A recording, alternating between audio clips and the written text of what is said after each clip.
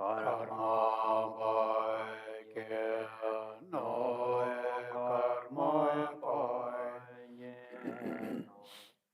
karma bai ke noe karma bai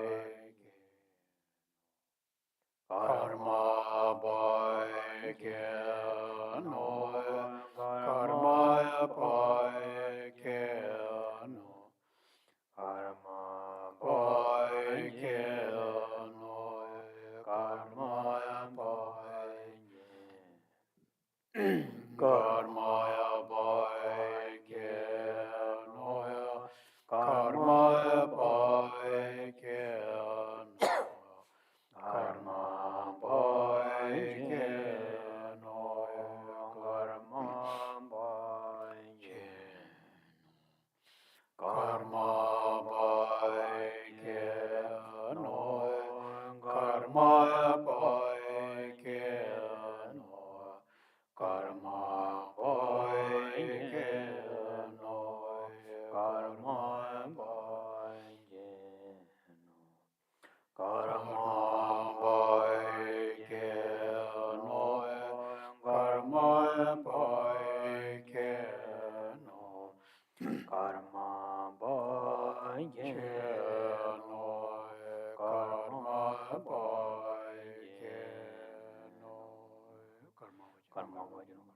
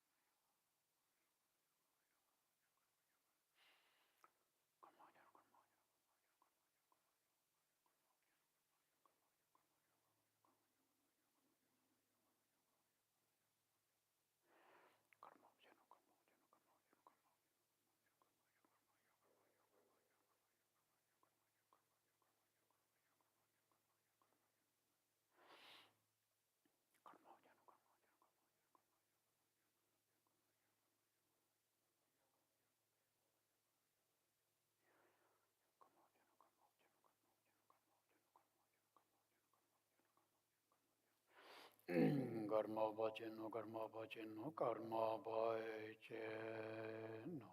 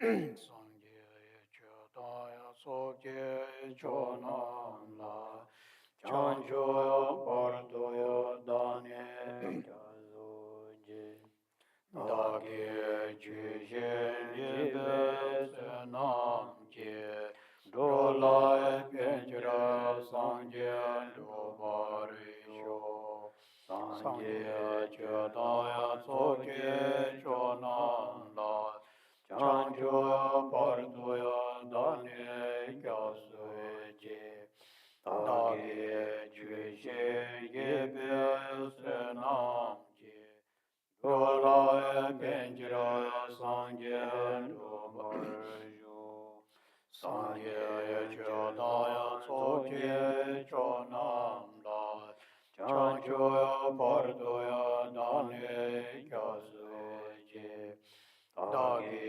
Chushe Gebe Senam Je Dola Penjara Sangye Dobareyo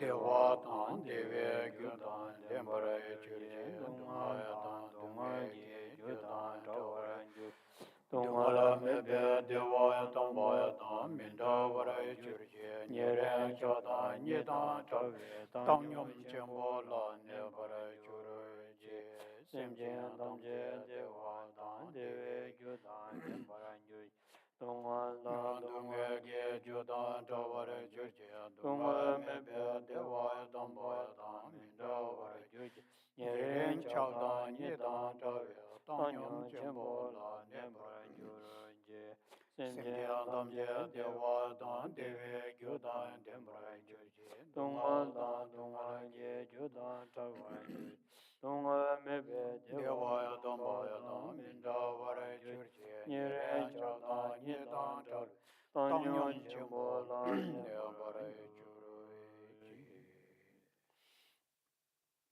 Palden Tsave Lama Rinpoche Dagi Kiwo Pete Den La Sho Kardin Chimbe Gune Jesung Kosong Doje Ngodo Tsa Doe So Palden Dorje Changwa Riki Chabda Lama Karma Chengor Kunjen June Sije Panjur Yedam Dorje Nanjur Ma Tille Kunje Chepo Chuchong Perche Chamdar La Nanjur Kube Tse Jindu Dalmea Toge Kyongwa Renze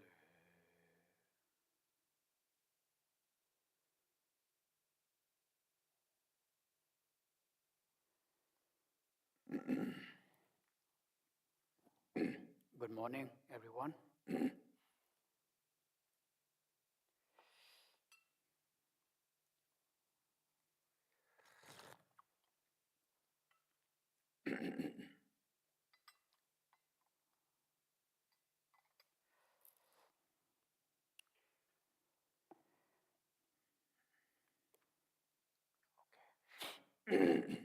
Okay, so excuse me. Uh,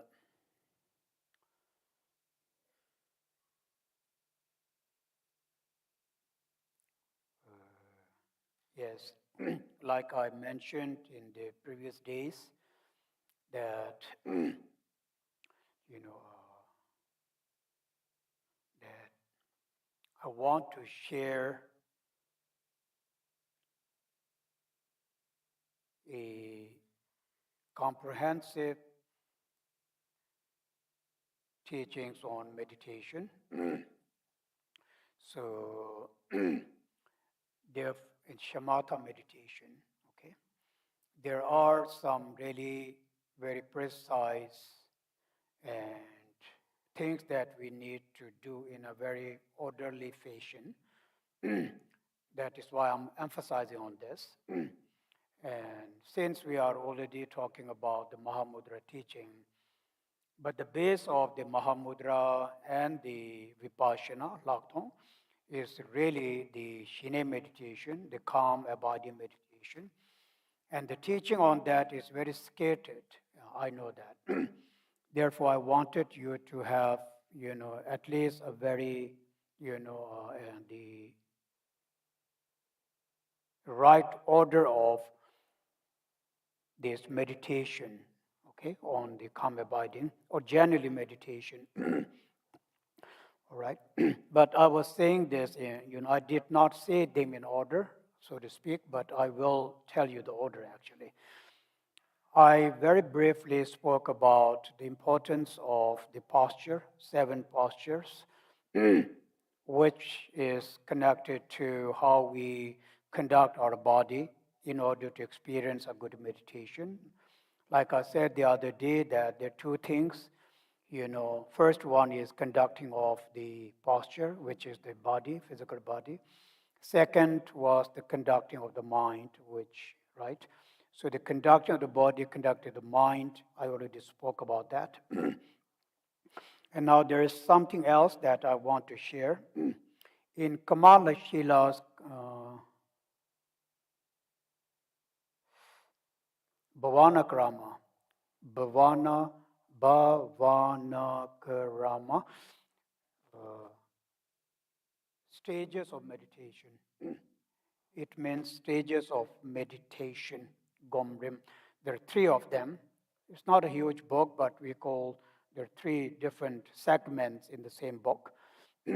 That is one of the main source for meditation, actually, for both shamatha, kamabadi, both Kamalashila. Kamalashila is contemporary with Guru Pema Sambhava. They both came to Tibet at the same time, but we have no time to go into the details. Gomrim, we call in Tibet, Gomrim. That means Bhavana, Karama. Anyway, that is the source. So in there, he speaks about orderly point of view. Then first, it's called the prerequisites for shamatha meditation. I'm going to explain you that briefly. There are 6 prerequisites for calm body meditation, so to speak. The very first one, prerequisite, the very first that we require in order to meditate is actually regarding the place where you would be meditating. Now, I'm not going to go into detail. There are so many details of that, but in general, it says you need to, do your practice, do your retreat in a place where it's suitable for you, suitable for your practice, suitable. So suitable here, in short, or it means, a place where there is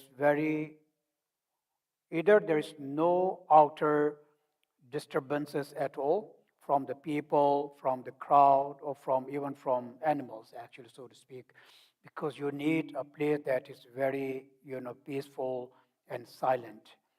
So we could say, a solitude place, correct? That is the definition of solitude place. But place itself, there are many 6 different types. We can't not go into the detail. I might have said this before, that many a times the great, advanced meditators say that now is not the time to fight with emotions, but rather to, keep a distance from the, conditions of the emotions. Literally in Tibet, it means it is not the time to fight with emotions simply because we have no ability whatsoever. So our choice is to escape or to run away from the emotions. So how do you run away? Is by running away or keeping a distance from the people, from the environment that may be causing you those emotions. So you keep a distance from that point of view. I like this very much. Also for the meditation is same. So that would be the from the point of view of place in general. Then the second prerequisite is is having a very little desire. We call it chung, means having a very little desire. Again, this is what I was saying yesterday in the morning, really. We look for comfort. So therefore, here it is because they all become distraction. It's very true. Everything, your food, your cushion, your place needs to be warm, needs to be cold, or this AC is too high, too low, all that stuff. So you can see that you really end up not meditating at all or not doing practice. You just end up trying to have a very comfortable place. So this is what it meant by, you know, we need to always control and manage, our needs. Let's not say desire, but needs. Desire is a little bit, well, it's also good, but the need is a better word actually in this case. So the less you need, the better it is in this case because the less distraction. Otherwise, then our needs will never end, correct? Really, it will never end actually. If you try to really fulfill your needs, that's never going to happen. So the same with the meditation too. Therefore, it means, we need to really limit, I should say, right? It's a better word. We do need, of course, you need food, you need a place to sit, and you need to take care of your health. So there are needs. But these needs should be really limited to the needs, so to speak, okay? Whatever you need. Very little needs are there. In life, also same, okay? We need to know that sometimes we think that it's all about dharma, and we think life is very different from what it's saying. It's not. They're teaching us how to live, actually. This also now, when I'm saying these things, you might be thinking, okay, so this is when I only and only decide to do some retreat. This is when I need to limit my need. That actually, I'm not saying that. Even he is not saying that. One of the main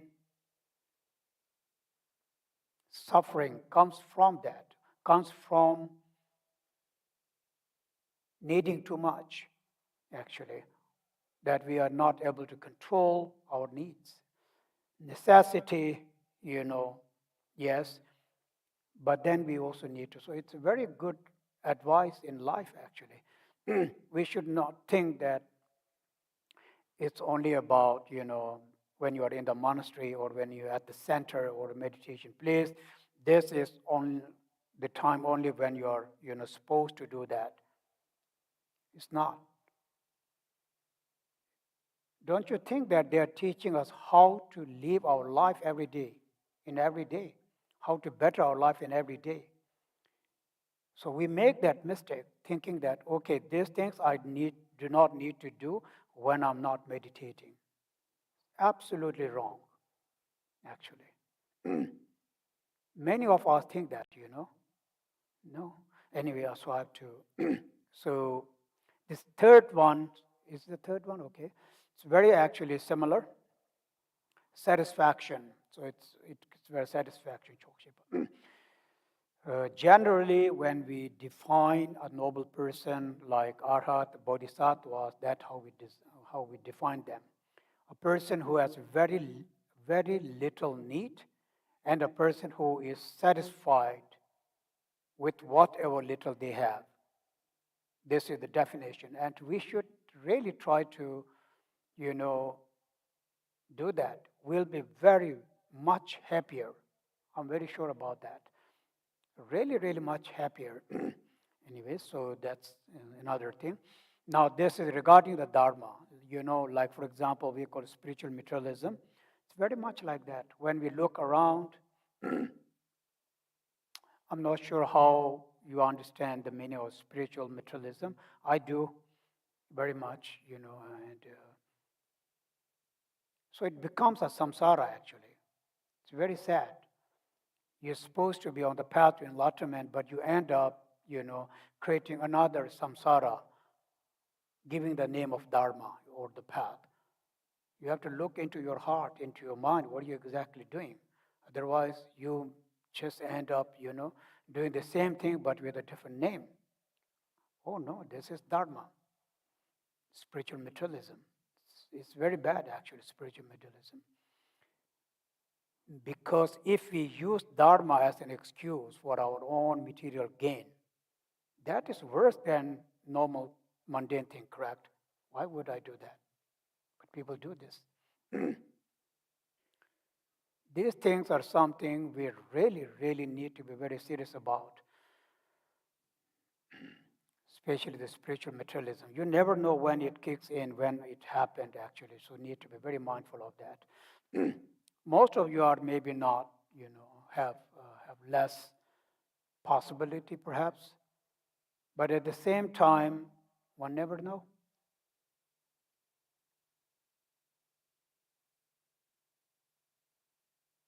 Seemingly, you are doing Dharma, only seemingly. Look into your heart, look into your mind, and then look what Dharma says. Look what you're doing. You will come to know. Everything you are doing is seemingly a Dharma practice, but in reality, it's a material thing. It's very dangerous also. We need to be very careful with those things. Once when I used to tell my mom, actually, I used to share a lot of thoughts with my mom. And I said that to her too, like, about the spiritual materialism. Anyways, it's not important.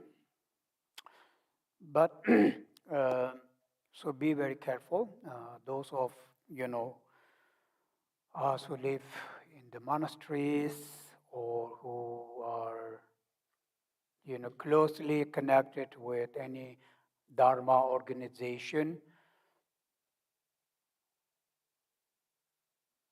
In the beginning, we are pure. Our motivation is pure. Slowly and gradually, you get dragged, and then all you are doing is some seemingly Dharma practice. Okay. All right, then the fourth one here, he says that these are also fourth prerequisite.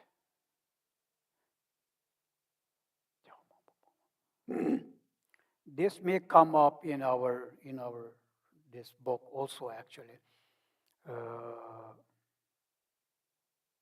Says that one should really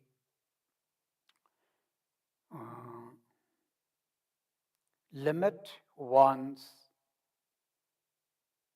activities.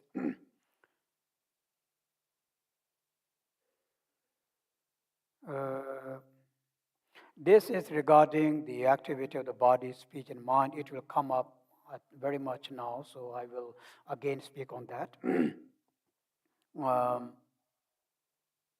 And then, is that the fifth one? Yes, the fifth one actually, I think, is, this also will come up. The fifth one is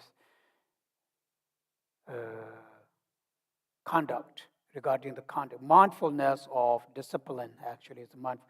This will also come up, but I already spoke about that a few days ago, or maybe yesterday, I don't exactly remember, that how, like I was quoting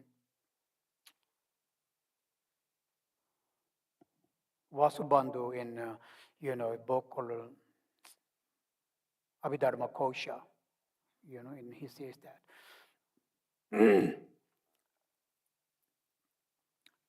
If you remember that the other day I said, I very briefly spoke about, how one can accomplish the three trainings in a very, orderly fashion, correct?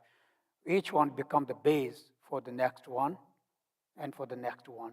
So therefore, from these three training, the first training is training in moral conduct, discipline. That builds up this foundation for, samadhi, for meditation absorption. Meditation absorption in turn builds up the foundation, or it just leads you to the vipassana. So it's a step. It's basically what he's saying here. But the other meaning of this is also, Surtim Namdak, that meaning like uh, keep keeping our discipline or conduct, very pure is with regard to, uh, like right now, you're taking sojong actually. So this actually is also with regard to that. Sojong, vows, and all the 8 precepts that you have is regarding that. Because you need to be mindful, with mindful, then you are able to really control your behavior, right? You are able to keep your that vows, the 8 kinds of promises, you are able to keep that. And with that, then the meditations are born. It's way more than what I'm saying, but I just, since because of the time limit that we have, I am just brushing through that. But nonetheless, these are something that you really need to keep in mind in general also. I find them very, very useful. Uh, so like I was saying earlier, we can see that it really teaches us how to live our life actually. This discipline is also about how to live our life, live our life, live our life, not live, I'm sorry, live our life, not live our life. Then we have to die, I guess.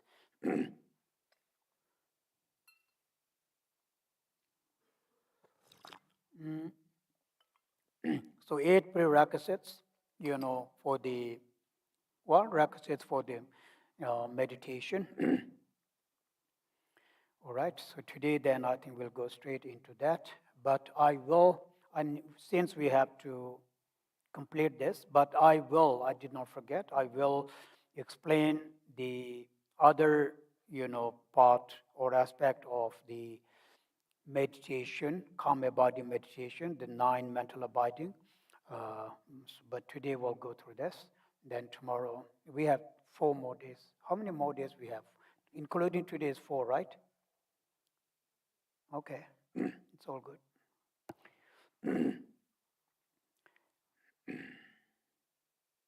All right, so let's see what can we, learn. Uh,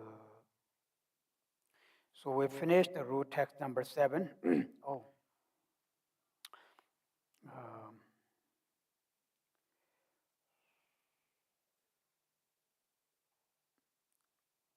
um, I'm not checking my mail. I'm actually looking for something. You guys may be wondering, what's he doing? Uh, so, yes. Huh, correct.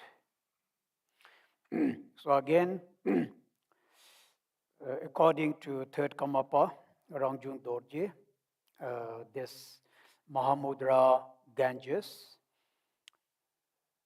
can be categorized into 7 points. The very first one was regarding the view, and I think we pretty much covered the viewpoint, view, okay?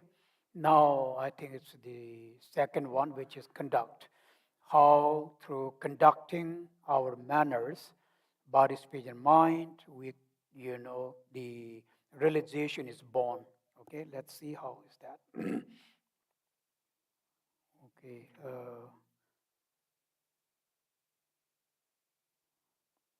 7, number 8, correct? Okay, number 8, yes. Oh, this is a long one. Tetar semche rangshin dene nam kanda chunam tamche teru mandume. This should be part of the first one, actually. Anyways.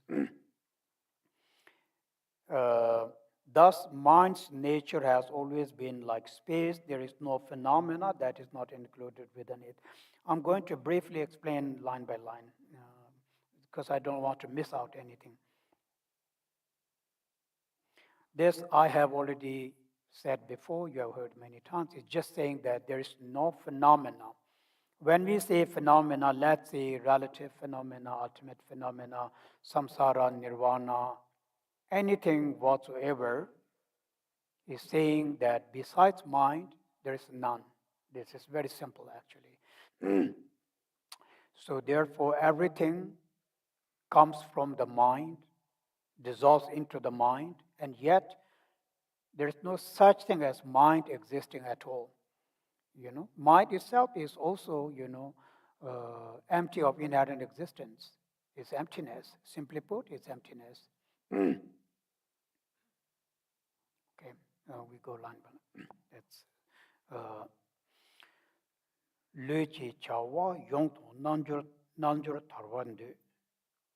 Okay, Lechi, I'm sorry, ngaki na ngaki na ju me de taktong.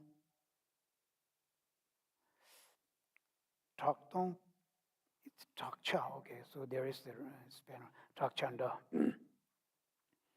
Yela yela chiyam misam lade chulatu. Lula nyingpo meba gyume dongbonda semni namke jida sami yulende te ngang la tangsha meba te yi ngang la tangsha meba lula sho. Okay. Give up all physical activity. The yogi sits relaxed.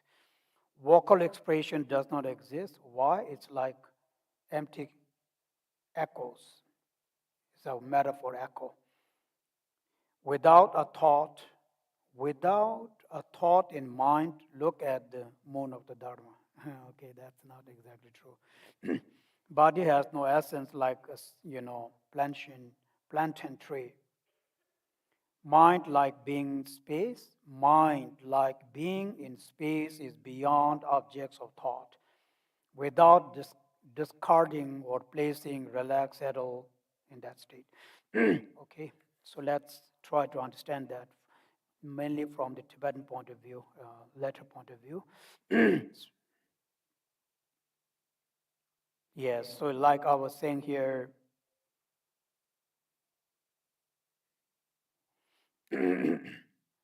isn't it is true that, okay, distraction, one of these things is regarding the distraction.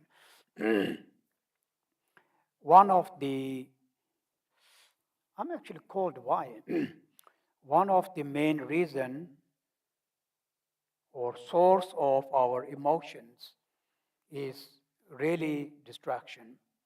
The outer distraction, the inner distraction, and the most inner distraction. So this is more regarding the outer distraction. When we run around a lot, it's just saying that just don't run around too much. Stop doing all these, things.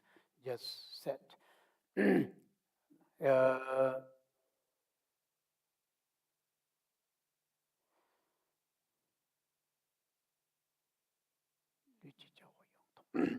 this is more from the physical activity point of view. We need to limit that. We need to limit that, our physical activities. This is really more in terms of just wandering about. Sometimes we just wander around, no really reason, but you just wander around, then it becomes a habit. You just cannot sit. You must walk around, you must wander around. A friend of ours, whom you guys know very well, I'm not going to say the name. Actually, every one of you know him. There was a time we all lived in Kibi all the time. He would come to my room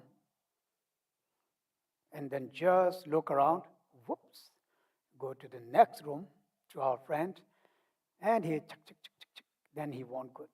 Then he goes up, comes down, goes out, comes in. He does not sit down for a second. I may be exaggerating, really. And we all tease him. Now we are all Khenpos, but back then we were not really Khenpos.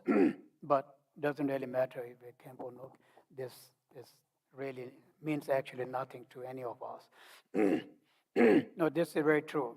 The Khenpo thing, the name, means nothing to me or to anybody actually. Okay, anyway, so coming back to that. And then I also know some other people. It becomes a habit, you know. So therefore, it's a bit distracted.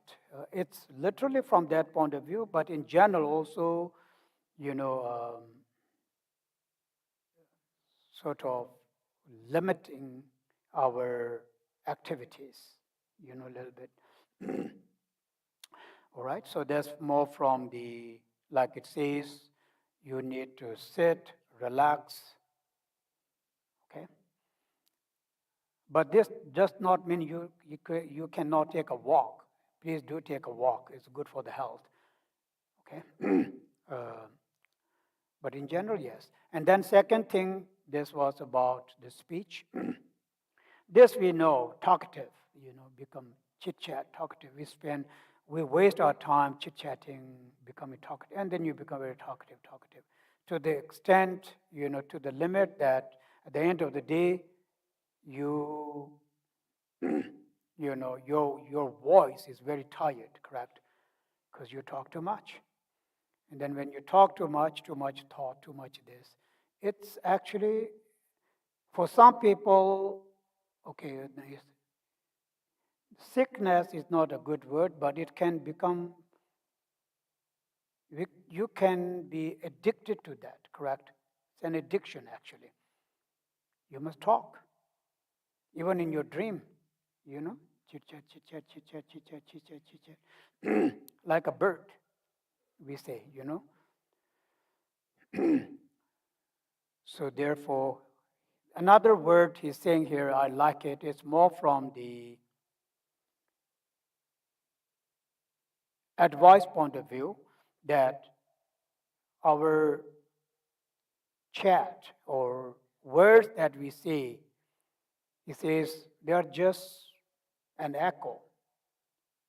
So don't let them bother you, actually. If you understood it's an echo, there's no meaning in the echo at all. It's just an echo, like who, you know, all that echo. Says, understand that all the speech, you know, good, bad, ugly, positive, negative, once when you understand them as just like an echo, you know, sound like an echo, then it will not have that much of impact on you. It may not bother you. This is another very good advice. But also at the same time, he's saying that really it's just, you know, emptiness. It's echo, then it's emptiness. Understand it as an echo.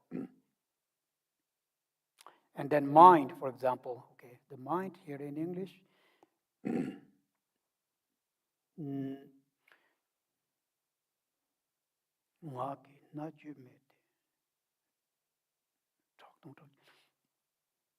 yes. So let me check. Two things. Actually, in each of them, there are two things, I must say, according to Tibetan.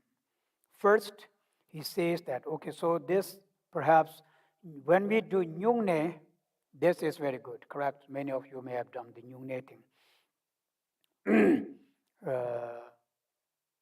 Here, practicing silence is what he's saying. So now to make it nicer, it's like practicing silence. So you practice silence. At the same time, you also develop this view that whatever you hear, whatever you say is just an echo, just a sound sounding in the space. No meaning in their way of. That's how the yogis train themselves. And then regarding the mind, for example, saying that as far as mind is concerned, saying that one should really try to remain in a very, neutral state of the mind where one do not generate any concepts. This we spoke yesterday or the day before, that how do we do that? We try not to really, think about the past. We try not to plan anything for the future, so then you are pretty much in the present. And this is how you would not be generating any concept. But at the same time, in Tibetan, there's a word called lade chulate. In English, there was something else. That means one must develop this view that, is beyond the mundane, beyond the mundane actually, mundane nature, beyond the mundane nature. So we try to say it in meditation. Our speech is nature of silence, complete silence. Of course, our body, so physical body, is nature of, activity less. Our speech is nature of the silence. And then our mind is in a sphere of emptiness, in a sphere of, let's say, neutral mind or emptiness. But the view altogether is really a view of where you are, in a state of a mind which is beyond, It's just actually that word is very good, which is beyond. So how do we understand when I say it's beyond? It's beyond anything, right? Beyond anything. So this is more like it says conducting. How do I conduct my body? How do I conduct my speech? How I conduct my mind on day-to-day basis. Okay. Yes, I think there may be more later on. Yes, so like in the end, like it says, all in all, then what we need to do is that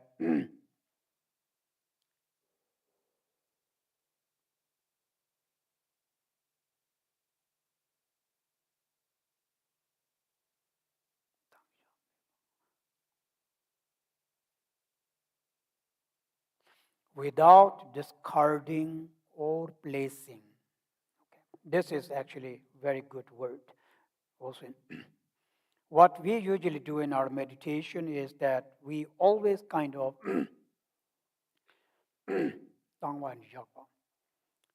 the other day, I said that the way we enter meditation is there are two, aspect to that. First one was analyzing, and through analyzing, you come to this conclusion, this realization, and then you hold the realization. Correct? That's abiding. So here he's saying this actually. He's saying that eventually you go beyond that. No discarding, meaning there's nothing that you need to reject, actually. It's very true. We try to do that. We think we need to reject this. We need to reject, the distractions and all that, right? We reject that. And then you think, okay, now after rejecting them, then there comes the nature of the mind that now I need to rest in, so to speak, correct? Discarding. And then, so here,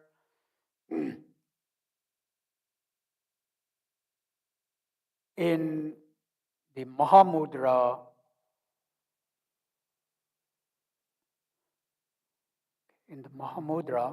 then one go beyond these activities of discarding, activities of, you know, of abiding, actually, so to speak. Then the other word in Tibetan, and he says relax, settle. That's the word you have. Okay, so like I have been saying before, the way meditation takes place, be it shamatha, be it vipassana, be it Mahamudra, is exactly same. And that is, it is born through spontaneity. okay, spontaneity. When there is this very natural flow of meditation, set of the mind, meditation comes about. That's what he's saying here actually.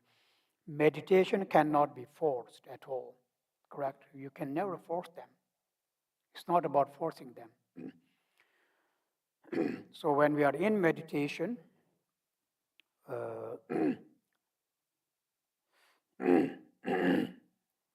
then what we are really doing is we're trying to remain in a equipoise state. That's it. That's really the in Tibetan we call nyam shak. It will come up later on. The way to do that is really what is spontaneity, right? But that takes training, I must say, it takes training. You know? One thing we need, okay, need to keep in mind is that there is a meditation process. This meditation process leads you to the meditation. The actual meditation is not the process. We always think the process is the meditation. No. Like I gave example before now. Let's say breath. Exhaling and inhaling, like concentrating, observing my, how I'm exhaling and inhaling. That's a process. That's not meditation. But when you do that, what you gain is that you gain the awareness of that. You have an awareness, an experience, and an awareness of how you're exhaling, how you're inhaling. It's not about exhaling, not about inhaling, but it is this your own experience, your own awareness of how it's functioning. So it's a different state. That, let's say, realization, that state of the mind, then you can call it meditation, correct? So not the process, but it is rather the outcome of that process. The realization, usually it's a very conclusive realization or awareness or mindfulness. It's actually the same with that. So they can only be born when we have developed enough, potentials, and then when they become very spontaneous, from that spontaneity, then a very spontaneous realization and experience is born within oneself, correct? Okay. Moving on.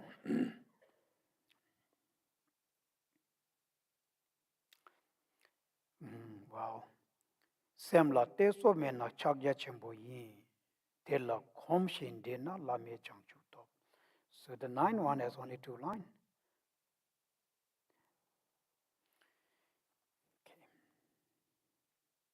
Okay. If the mind is without fixate reference point, that is Mahamudra. That's actually excellent.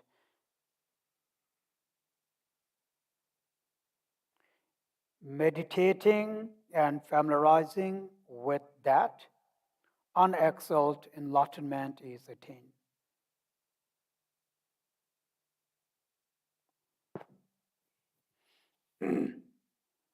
It's really, if we think of it, it's really like, directly pointing out the nature of the mind, correct? It cannot get better than this, actually, or higher than this. Semla, so beautiful. It's very true. When our mind becomes free from all these fixations, all these fabrications, and then when our mind is beyond fabricating, beyond grasping,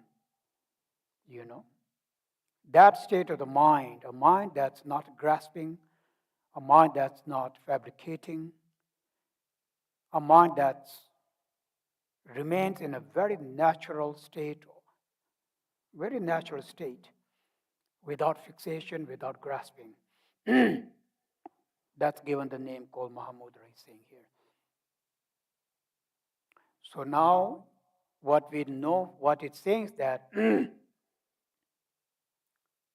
uh,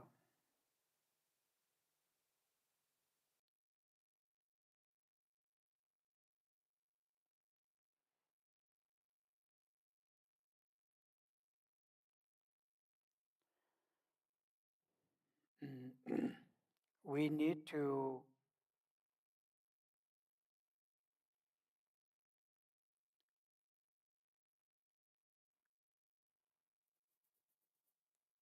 we need to limit, control, learn how to not get so caught up in these fixations.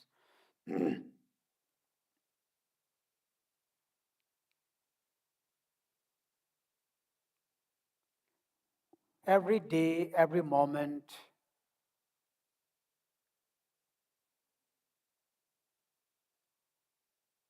we experience new fixations. Am I right? I'm just saying this from my point of view, you know. I'm thinking that. Perhaps for me, every thing that I see, that I experience, that occurs, you know, in my mind becomes a fixation. However subtle, however gross, becomes a fixation. And because they become fixation, so then I have this unlimited source of suffering, pain, confusion, because of the fixation actually. So like, therefore, the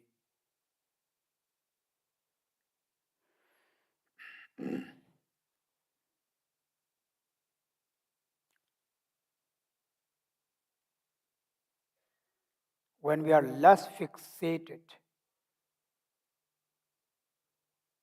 then we have less source of confusion, source of pain, all that. The lesser, the better, the lesser, the better, the lesser, the better, correct that way. Falling into the extremes of fixation, we have fallen into the extremes of fixation. So we can call it samsara, but it's fixation actually. Yes, and then it says that how can I develop this mind that is without any fixation, that is without any fabrication? Then he says that, you know, oh, you can do that by familiarizing, which actually means meditating too. What it meant is that yesterday I mentioned, you know, I quoted Shantideva regarding the, you know, glimpses of this, you know, clear light nature, the mind or bodhicitta. So it means that we occasionally, very rarely, will have the glimpses of that mind that is without any fixation, without any fabrication. When that happens, I need to really try to hold that, you know, experience even for a second or 2 seconds or 3 seconds. The more and more I, you know, experience that, the more and more I get familiarized with that. From the familiarization, then a true realization, a very direct, you know, experience is born actually, correct? It's always like this. So that's why meditation is so important. We do chine, we do lakton. It's all about familiarizing our mind, with the meditation. So like I was saying, spontaneity. Spontaneity is born by familiarizing, so therefore, uh, anything like Shantideva says, everything is a habit, mental habit, you know. Like we say that, old habits die hard. It's very true.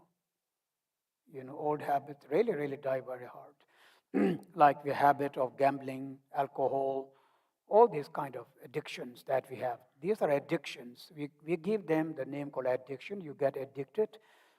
Simply means, you just develop that habit. Addiction is nothing but perhaps you were not born with that habit. Not very sure, but I'm just going to say that. Then how come you have this habit? At one point of time in your youth, or in your adulthood, you decided to do something, and then you kind of liked it, you get addicted. Addiction is very easy. Getting addicted is very easy. Again, Shantideva gives a very beautiful, examples. How easy it is to develop attachment, grasping, and addiction. It's just a switch of thought. In that moment, you develop the addiction. For example, drug addicted. All thousands of addictions are there. Emotions are addictions, actually, correct? Our emotions are addictions. Depending on which one is very strong in, it's an addiction. And here we are thinking they are not. They are actually, because they are habit. Anyway, coming back to this habit here, it was. So if all these mental emotions, or positive, negative, neutral, all of that is a mental habit, born from a mental habit. If they can become so strong, then why not bodhicitta? Why not emptiness? Same. It's actually how you familiarize with that. We need to be familiarized more and more with bodhicitta, actually. This is why I guess, it's a good method in Tibetan. When we generate bodhicitta, usually we do it 3 times, and everything done 3 times, that so that, let's say you missed the first time, you missed the second time, but third time, then there's a possibility, higher possibility that you may not miss it. Correct? It's actually a very good idea. I mean, I see that in my first time, I missed many times. Second time, I'm thinking of what I'm saying. Third time, like, oh, I'm saying this. Maybe I need to do more, actually. Like 9 times or 12 times. We do that. Like chanting on the mantra is exactly same. You keep doing, you keep doing, you keep doing. First few minutes, you probably only hear a sound. And then you're like, oh, what sound is that? Oh, I'm saying Om Mani Padme Hum, for example. Then you focus on like, oh, what's that? Slowly, then Chinese will come about, just saying, oh, because Mani Padme was connected to Chinese. So then maybe, oh, okay, so it's Chinese. Then your focus is on mantra, then your focus on Chinese. And then later on, it's actually both Chinese and mantra. You do more and more, then they blend. They blend. The more you, okay, then there is this, blend of that. Then at that moment, that's actually happening in your stream of your mind. Then you are really, really experiencing the meditation. It's not just a sound, it's just not a vibration. It's a feeling, it's an experience, it's a joy, wisdom, all that, correct? I'm not sugarcoating anything. It's actually the reality of everything. It's like this. Same with the emotions too. Anger, jealousy, pride is same. How you experience.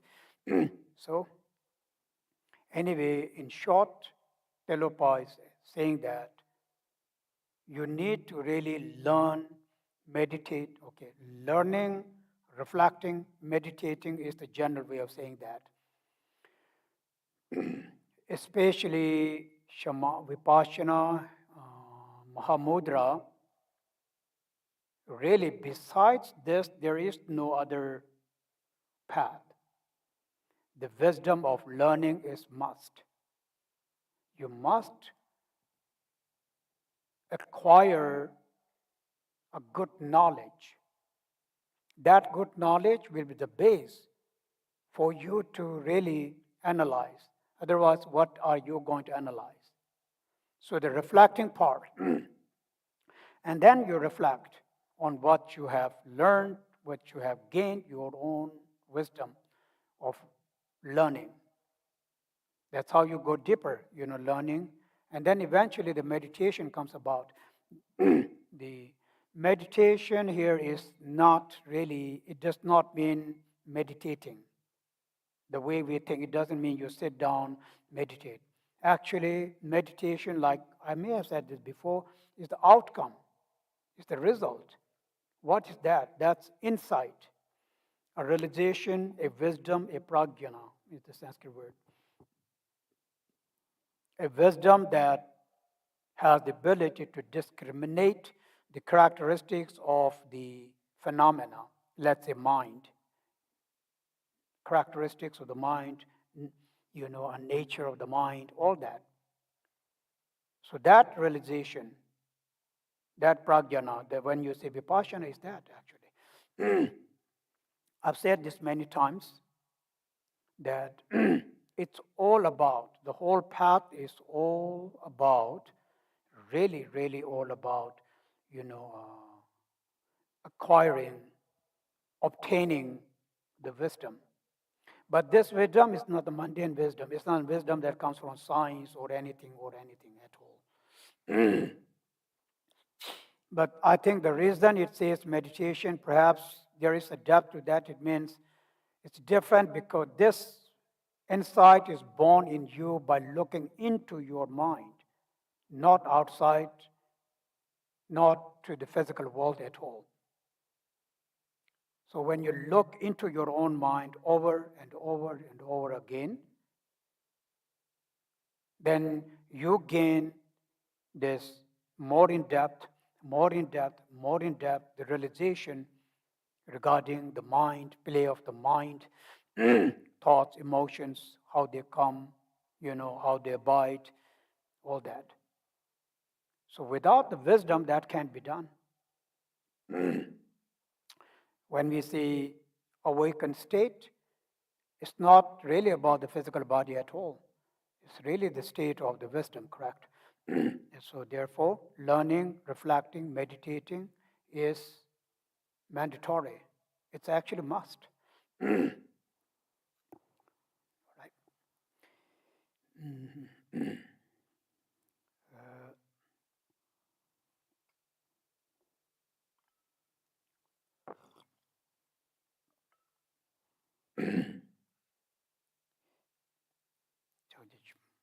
Moving on now.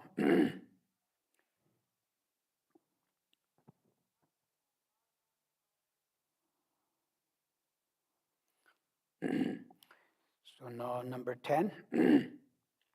So the number 10 it says, okay, ngak su na da parul chimpa tang dulwa ndo de ne laso pa rang rang shung da chupe tayi ne weso chakje chimpa tong min jor shen de jung we weso she de jung we weso ma tong de. Right. Practitioners of the mantra, of the paramitas, Vinaya, Sutra, Pitakas, and so on, will not see clear light Mahamudra. By the way of tenets of each of their scriptures, because of their assertions, clear light is obscured, not seen. Right? I feel like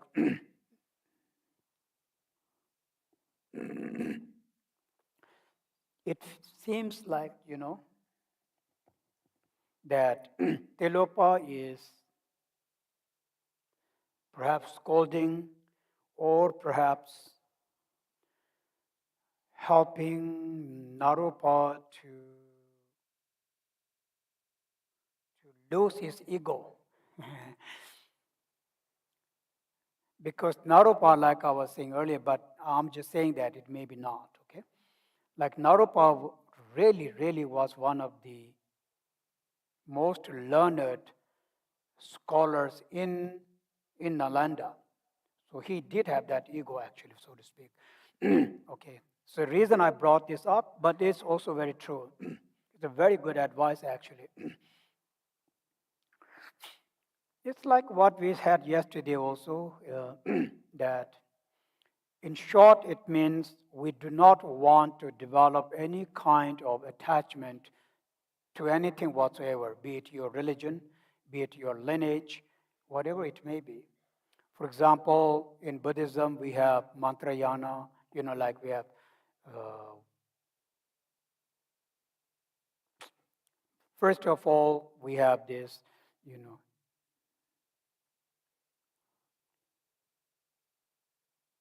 three yanas, Sharvaka yana, Pratyeka Buddha yana, Bodhisattva yana, so to speak. In short, that's actually Mahayana and Hinayana. And then we have something called Vajrayana. On top of that, there are four Buddhist tenets: Sautrantika, Vaibhashika, Chitramatra, Madhyamika. These all come under the category of the Mahayana and Hinayana, but nonetheless. So he's saying that, for example, it is true from the historical point of view, I am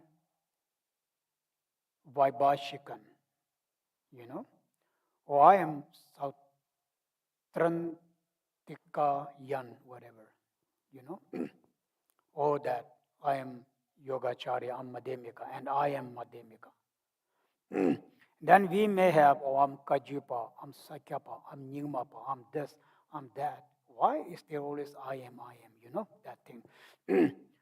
As long as you don't lose that, you're trapped.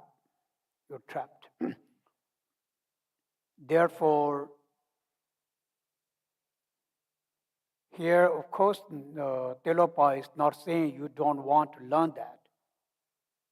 When we learn them, we then develop this attachment. That's fine. But when we develop attachment, then we also develop, resentment to others. Or we start, discriminating, like this is higher, this is lower, this is that. That's actually not true. Like this concept of Hinayana, Mahayana, for example, inferior, superior, all that concept comes about. So then all that can become a big, big obstacle. A person, in short, a person who develops this discrimination in oneself cannot see the truth. His or her mind is so very deluded, correct? If you can't see beyond that, you will never see beyond that. The thing is, you need to go beyond that. So you are stuck. It's actually very good advice. All these conflicts it's not just in Buddhism, right? Let's say all these conflicts that we have, be it in religion, in community, all of that. It's actually the same thing here. We don't have to only think from the Dharma point of view, actually.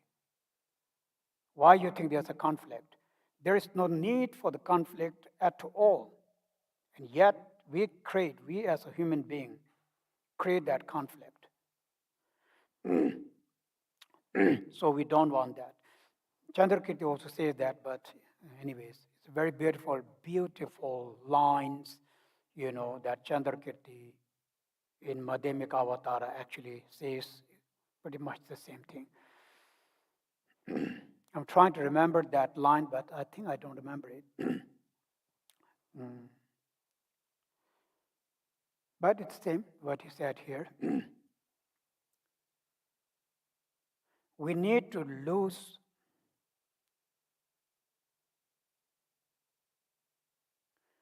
okay, let's see. Attachment, let's say, is fine. But discrimination is not fine. I'm Kajupa, feeling proud of being Kajupa, nothing wrong with that. But when you start discriminating that, then maybe that's not so very right. What do you think? Yes, you can always be proud of being a Kajupa, being a Nyingma, being a Sacha. There is nothing wrong with that. Until the time you're that pride hurts someone else's feelings, that's when you should not do it, correct? Why you do that, actually. But in general, yes, it's good, actually, you know. It's not that you always have to feel or show that thing, but in your heart, in your mind, you know, you have this sense of belonging to this lineage. That's what it meant, actually. Those are important for us as a practitioner. We need that quality too. Otherwise, if you don't hold on to anything, you will just fall apart. We do need a lineage. We do need to stick to the lineage. And we also do need to have this sense of belonging to that. So let's say, that pride, not from the ego point of view, but that sense of, of proud, not pride, right? Sorry, proud. Those are actually necessary as a beginner. But we need to also be very careful that do not turn into an ego. That proud do not turn into an ego. Okay.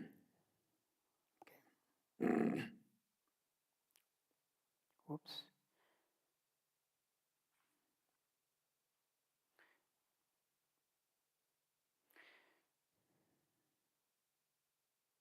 Yes, this word. When it says that because of their assertion, clear light is not of game.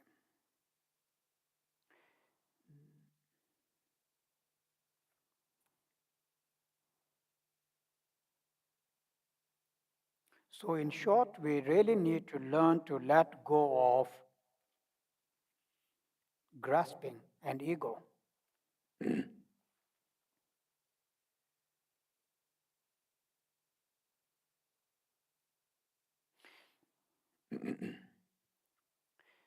Okay, so we need to, one thing I need to make a little bit clear here is that when you read it, it sounds like learning madhyamika and all that, pragyana paramita, you know, will not bring you to enlightenment. That's not what he's saying. So don't think that, okay, because it sounds that way.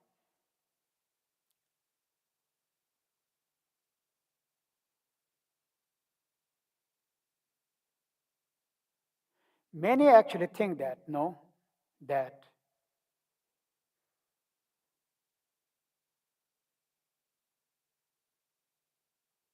skipping all of this and then directly sort of, you know, grasping the Mahamudra, for example.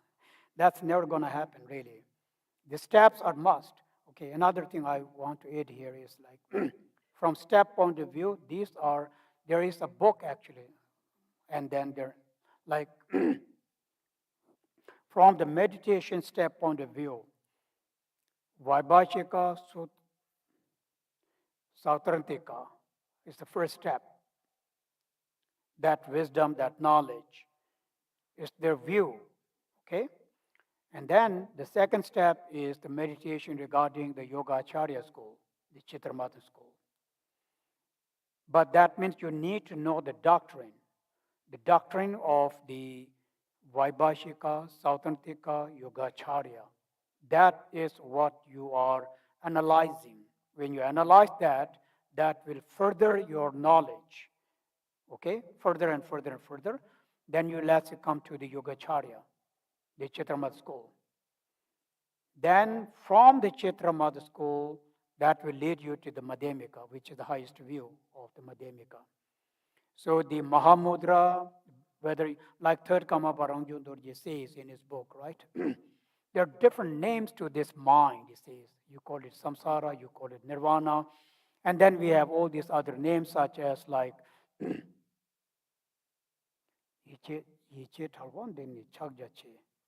okay. So there are names like Mahamudra, Dzogchen, Pragyanaparamita, Madhyamika. They are all, name for the Mahamudra, same as Mahamudra. Really, there's nothing different. So we really need to, have this kind of understanding. Otherwise, then we may be making a big mistake. So they are very important, the doctrines, Siddhant, in the Sanskrit word is Siddhant, the four school of thoughts, four doctrines. You must learn them actually. Really, really. Like Kamapa said, I don't remember which day was that. He mentioned that in order to understand this, you need this foreknowledge. The foreknowledge is all about, knowing these schools. What is what is Vaibhashika all about? What is Sautrantika all about? What is Chitramatra all about? What is Madhyamika all about? But more from the viewpoint of view. What are they really all about? So you need that. Then you will know, okay, so this one is from the Vaibhashika's point of view. This is from Sautrantika point of view. This is from Chitramata point of view. This is from Madhyamika point of view. Like when we say everything's mind, it's from Yogacharya point of view. And then when we say everything's emptiness, that's from Madhyamika point of view. But then when we talk about, the universe, the sentient beings, the kalpas, all that is from the Abhidharma Kosha point of view, which is from the point of view of both the Sautrantika and Vaibhashika. Time from point of view. So yes, we need that. Then one will be less confused actually regarding these teachings, so to say. As you can see that when we teach something, when we read something, then the reference is really all the Dharma teachings. You will find a reference in the, let's say, in Tantra, you find reference in the Abhidharma teachings, you find reference in the Pragyanaparamita teaching, all of that. So now you see how they are all knowledge. They really blend. So that's why they are very important. Please don't think that Tilopa is saying that you do not need to study at all. You can just straight. No, not a possibility. All right?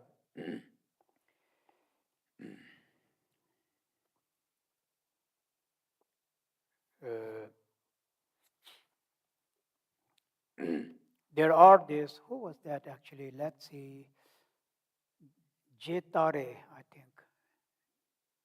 And even Mitripa, if I'm not mistaken, Jetare, Mitripa, they are Masidas, great Masidas. But when they teach, their view is based on Sautrantika and Vaibhashika. Imagine that. But they are a Masida. Do you think they don't know Mahamudra? Actually, this is their realization. But what they teach is that there are many Mahasiddhas, great scholars, that. So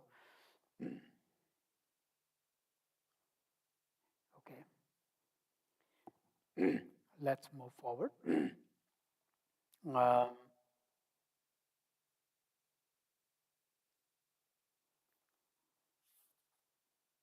okay, so that's enough. Now 11. Oh, okay. So this is again about the conduct.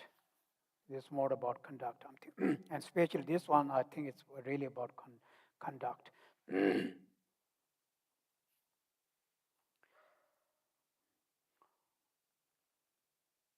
Tokpe sungdo tamsi tunle nyam yela meche shende kundang tau rangjung rangshi chui patanda mine mimi tunle mindana tamsi mindam bidumi.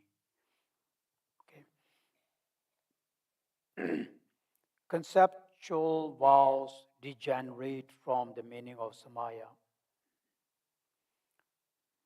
Tokpe sungdo tamsi. No activity in the mind free of all desires.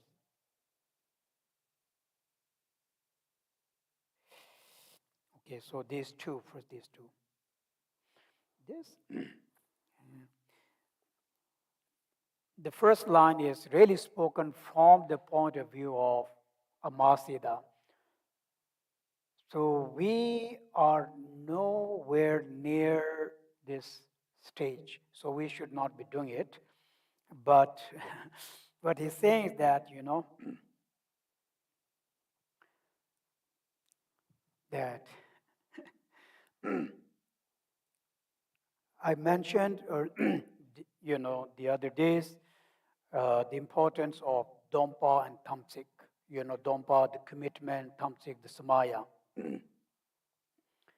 There comes a time in the life of the Masidas when they actually go beyond the word meaning of Dompa, word meaning of Tamsik.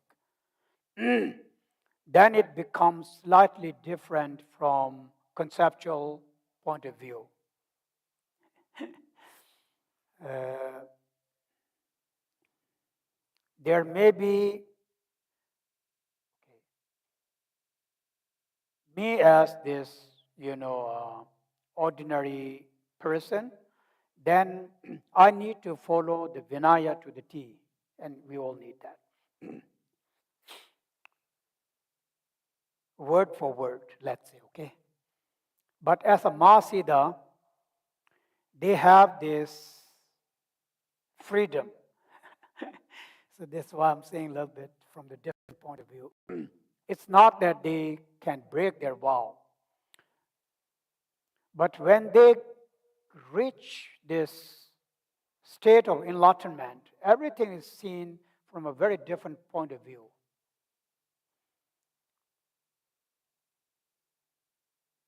Okay, maybe I have to give you an example.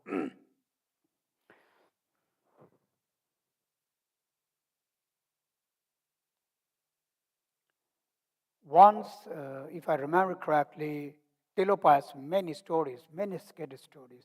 So one of the story goes like this. There was a king, and the king was his disciple, I believe. And then there was this battle happening, okay? So the king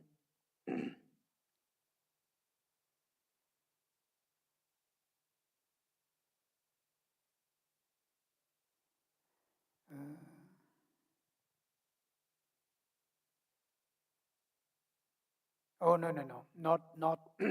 There was this magician. And this magician, then, with the power of his magic, he created an army and attacked the king. Tilopa was there. Then Tilopa sat in his meditation. He created much bigger army, you know. And then Tilopa's army killed all of the other, that magician's army. Then the magician comes to Tilopa says, a such great enlightened being like you, should you be killing all this? He says that when an illusion person kills an illusion person, there's no karma at all. It's like in dream, actually. Something like that. They go beyond this. The point is that these Mahasiddhas, they are beyond breaking any kind of vow, actually, so to speak, because of their realization, because of that. So, like the actuals, okay, samadhi, the tamsi, that is really what is his samadhi, what is his commitment. It's actually Mahamudra, correct? It's the Mahamudra realization. As far as the Mahamudra realization is concerned, it's all intact. It's not damaged. So when did he break the samaya? He never broke the samaya at all. So this is slightly different, a little bit difficult to understand. There are many things, but I think it's not, with the time we don't have too much to go into detail.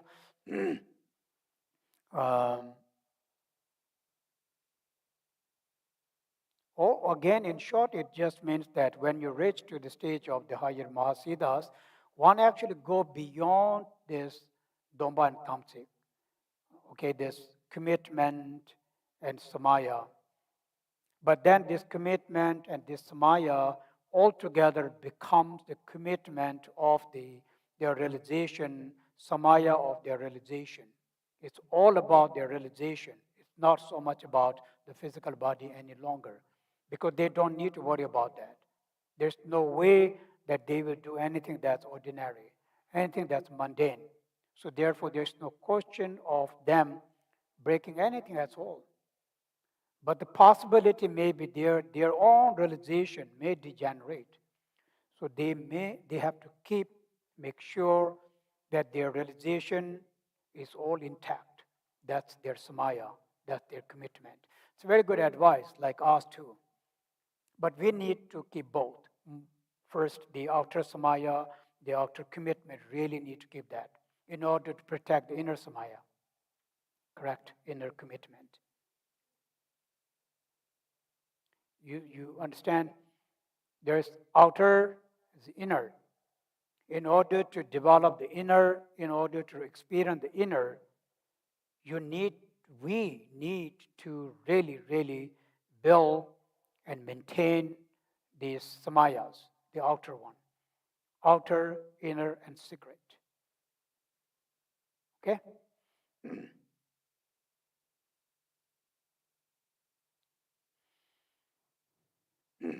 Let me read the Tibetan version and see if there's more that I could add. Okay.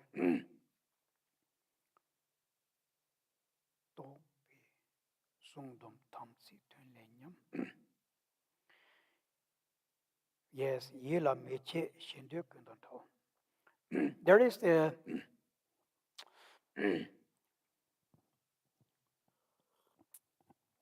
another, set of teachings of the Mahamudra. I think it came from Metipa.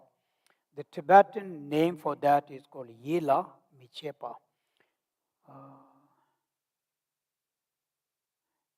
Yela Michepa, Chagchen. So Yela Michepa meaning it's difficult to, yes, I can say in English the word, but it's not very satisfying actually. Okay, now let's say if someone is in the true nature of the mind in this meditation of emptiness and luminosity, would they generate any thought, any mundane thought? The answer is no. They would never ever generate, no thought, no concept would ever occur in the sphere of the meditation of the Mahamudra, correct? It actually means that when we say Yila Michepa. So therefore, now you can see my problem, or difficulty, challenge, I should say, to say it in English. Literally, it means bearing no thoughts in one's mind at all. When one is in this meditation of the highest view, no thought is, there's no thought bearing, let's say. Like we say, you have to bear in your mind that this and that, so you don't do that. Metipas, gave this teaching actually to Marpa, Yela Meche. In Tibetan, it's big. I'm sorry. In Kajipa, we have this Dharma terms called Yila Mechepi, Chukor. That means, the meditation on, so how should I say that? Meditation on Yila Mechepa. Aman, Amansya, Amansaya, Amansa, or Saya.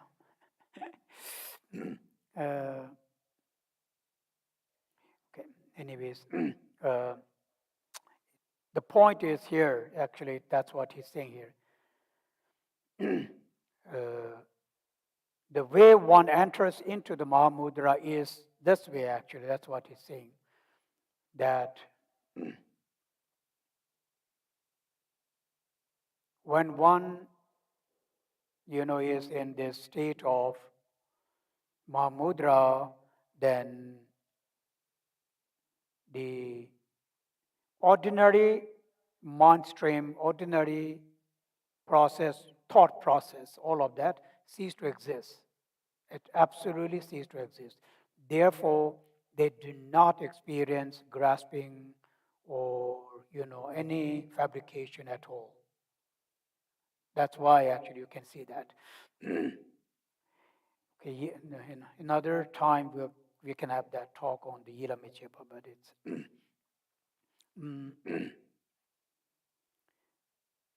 Yila Meche, Shindukin Tonto. Like here it says no activity in the mind, but that's not really the right word anyway, but we have no other. Free of all desire. So here, free of all desire should be free of all fixations. You can see that when you are in the state of emptiness in this part, then of course there will be no fixation, free of conceptualization, fixation, grasping whatsoever. That state of the mind is given this name called Yila Michepa, actually, in a state of a wisdom beyond all conceptualization, beyond all fixation. That's what it meant, Yila Michepa. Same as Mahamudra. Rangchung, Rangshi Chui Patanda. Okay, so then naturally arisen, naturally extinguished, like the designs on a water. Okay, that one. Rangchung, Rangshi, these two. The example is actually quite good. Or we can have another example. It's like, your image in the water. It's basically saying that, image in the water, Chuipat means image in the water. It's not created. If you look there, just appear very spontaneously. No one has to go there and, paint it, just very naturally. So like I said yesterday, that the realization, let's say, the realization and the mind upon which that realization is born, for the sake of saying that, okay, so that we understand. So now it feels like, okay, so there's two, the realization and the mind upon which that realization is born. But in reality, no, correct. Like this, drawing on the water or your own image in the mirror. Same. Who is that? You. That's you. Your image is you. You are your image. So it's inseparable. Likewise, here is saying that yesterday, remember I used this word called in Tibetan tendel, not the 12 links of dependent origination, but the tendel, the interdependent nature, dependency we call it. So actually, that's what he's saying here too. When we realize the interdependent arising nature of the realization of the wisdom. Both the realization and the wisdom are nothing but just an occurrence of interdependent nature, just a mechanism. Beyond that, they do not exist. They don't exist as realization, it doesn't exist as a wisdom at all. That's why it says Rangchong, Rangshe. Naturally arising, it says, and naturally cease. Okay, in general, all phenomena are like that. We are too focused on the mind, but in general, the law of the phenomena is always the same way. Like no one really went and created the universe, correct? At all. Or the ocean, the mountain. Who went there and who did that? It's the law of what? The nature. It's as simple as that. We can say it's the law of the nature. The mind is law of the nature. Occurrences. It's about occurrences. When you look at the occurrences, storm, rain, water, sun, moon, you think of the occurrences. They rise, they set, rising, setting, all that's like life and death, right? Birth and death. It's like our mind. It's non-stop occurrences, at the same time, non-stop ceasing. So now you look at what's arising, what's ceasing, and how they're connected. Is there really like a very concrete, solid connection? None. The only thing we can see is Tyndall. That's it. But in reality, this thing called interdependent is actually free of depending in reality. It's very hard to explain. But yes, mechanism, I don't actually know very much, but I like that word. I would like to believe there is a mechanism, there is a wave, there is an energy. Somehow they meet. And then when they meet, they create things. But when we analyze that everything, you can't pinpoint them. You can neither pinpoint the mechanism, you can neither analyze or pinpoint the causes, the conditions, all of that. And yet, something happens, something appears, something disappears.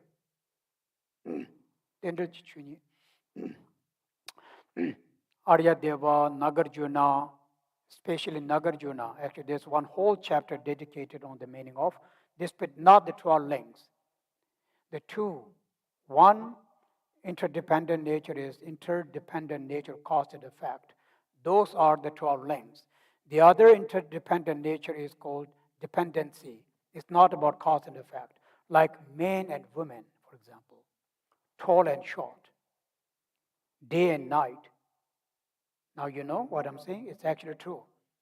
Because I guess there was somebody called men, then somebody called women came about. Day and night was a relation. Tyndall. Like in Tibetan we say left and right, east and west, north and south. Don't exist as east, don't exist as west. It's just this Tyndall.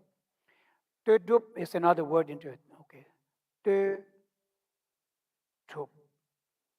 It means they exist simply because of dependency. But that dependency is also, also lack any concrete depending nature. So like, tall, short, actually, black, white, all that, no? Samsara, nirvana, wisdom, ignorance. In reality point of view, so they are fabricated by mind, and when we really understand the truth, we go beyond that. Okay, I'm not sure how, well I explained or if I confused you more. You never know, sometimes we confuse you more, or I am more confused myself. All right, so I'm gonna finish this line. Mine mimik tuenle minda na tamsi minda mimsi dumeyi. Okay. It's very, the lines are very beautiful, so therefore I'm just, doing them line by line. Free from all desire.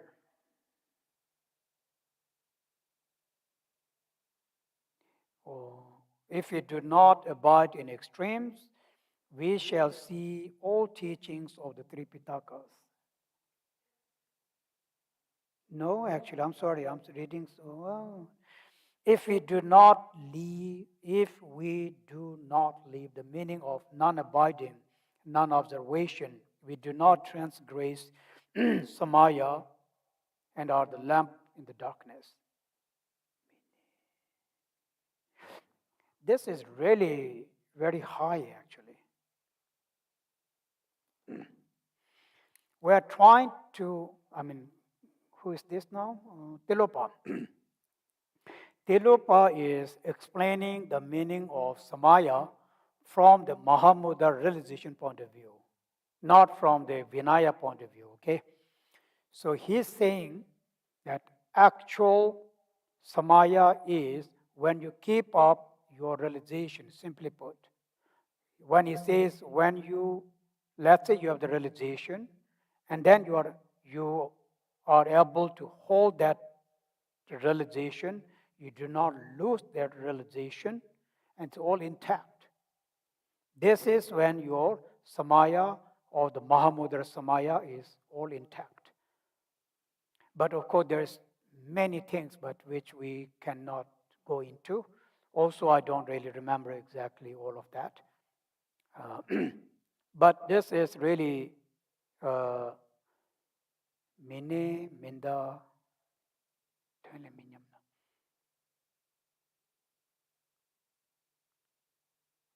If I simplify this, now let's take the example of bodhicitta, okay? For a simple mind like myself, I need to simplify that for myself to understand it better, actually. I may be saying, it may felt like I'm simplifying this to you, but I know everything. It's not true. Actually, I'm really, really simplifying that so that I somehow can figure it out. So let's see. Let's say bodhicitta, samaya, from the samaya point of view. How I do not break my bodhisattva vow, correct? I will not break my bodhisattva vow as long as I experience that in my mind, as long as this bodhicitta remains in my thoughts, right? So, and as long as I do not lose them, then I do not have to worry about losing the bodhicitta, also the samaya, correct? Samaya meaning the commitment. Why would I do that? Now, this is spoken from the realization point of view. Same thing. Actually, the same with the Vinaya too, and in reality, correct. Okay, let's not touch the Vinaya. It's too much. Relative bodhicitta, that's the relative bodhicitta. Now, this Maya that he's talking about is actually ultimate bodhicitta, the emptiness bodhicitta. Like we always hear that the Mahasiddhas and Bodhisattvas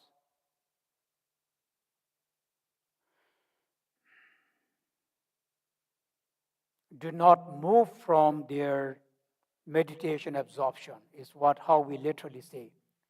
Now, if they don't move from their meditative absorption, then there is no reason at all for them to break any samaya whatsoever.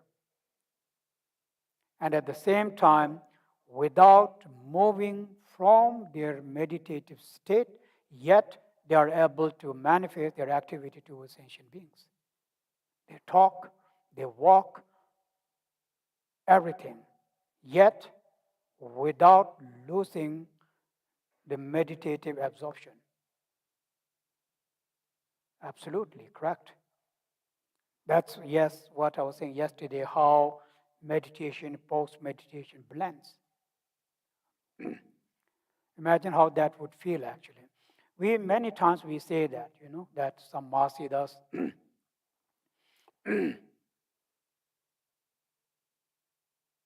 they roam about. It seems like they are going crazy about everything, but in reality, no. Look at the example of Tilopa actually, or Naropa. It just seems this one crazy guy with a stick killing the fishes, right? This and that, doing all kind of crazy things. That's how we see it.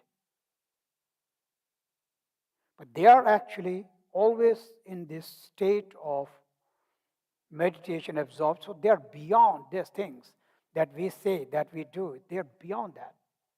They're beyond killing or no killing or all of that. Then how can they lose their vow? It's a little bit like saying they're above the law, so to speak, right? It's true, but not the criminal law in this case, but generally, of course, no one is above that. But one thing, yes, I'm glad that I brought it up. But one thing we must know, these bodhisattvas, these mahasiddhas, they are not above the law of the karma. Even they are not. This is very beautiful. I really like that. If they make a mistake, no matter where they are, they will have the consequences. So we think that, okay, so they are above everything, so they can do all kind of bad things, and they are excused. No. This is why the meaning of, karma is so good. Every action has its consequences, no matter who you are. So from that point of view, they are not above the law. From the karma law point of view, no, at all. I guess from the ordinary law point of view, they may be, they themselves may be above the law, but yet they have to follow the law. If they want citizenship, if Tilopa came now, he does have to have the documents, I'm guessing. Without the passport, how is going to travel? You see how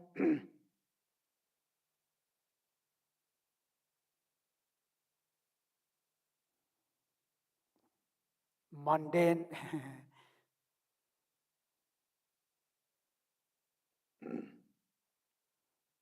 for the sake of sentient beings, for the sake of, us,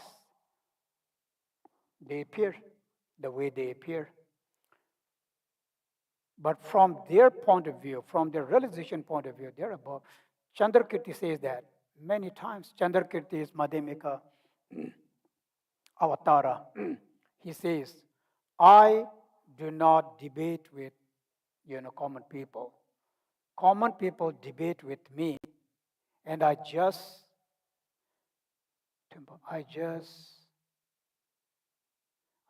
go.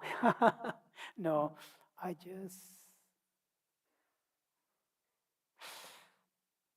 just agree. He says, I just agree to these poor guys. Oh, Chandrakriti, are you suffering? Of course I'm suffering. He can't say, no, I'm beyond suffering. And then if somebody asks him, are you Chandrakirti, how he's going to say, no, I'm not. But he's saying this for them. He is no Chandrakirti. I'm not Khenpo. I'm just saying this.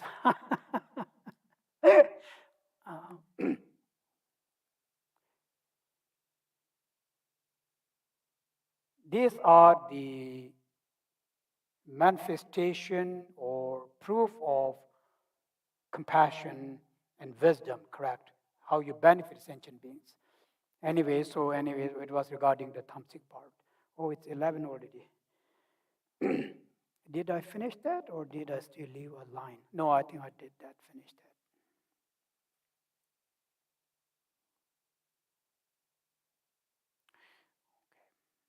All right, so we'll stop here for today and then number 11.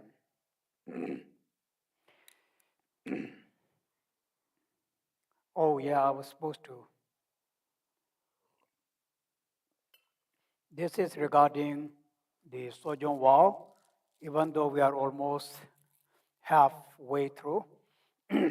Um, so there is no restriction regarding the food in the morning, okay, until the lunchtime. So in the morning, you are free to have snacks, anything you want to eat, except you can't eat any, meat or egg or anything. But you are welcome to have cakes, very, very nice cakes, coffee, all that. No, really. But when we say you can't eat, this is so now at the lunchtime, you sit down, you will have your lunch, and then you have these two sets of offerings. And then when you stand up, when all is done, and then when you stand up, whether it is up to 12, 12:30, 1:30, doesn't matter. Okay, let's say you've done that. From that time onwards, then you're not supposed to eat, okay, raw food. Okay, just a clarification. Sunam di tam che ze pa nye to na nye pe da che ga ya na che ba la ye tu pa ye se be an so le an do wa re shu ge wa di ye ki wo ye ke sunam ye che cho do sunam ye che le chung wa tam ba ku nye to ba re Minjaro lombo kuye tashi sho, yanla tukchu songge tashi sho, tada timya tukche tashi sho, gyave kusong tukche tashi sho, lula chugo sumje tashi sho, ngala dinu sumje tashi sho, semla lapo sumje tashi sho, kunla kuncho sumje tashi sho.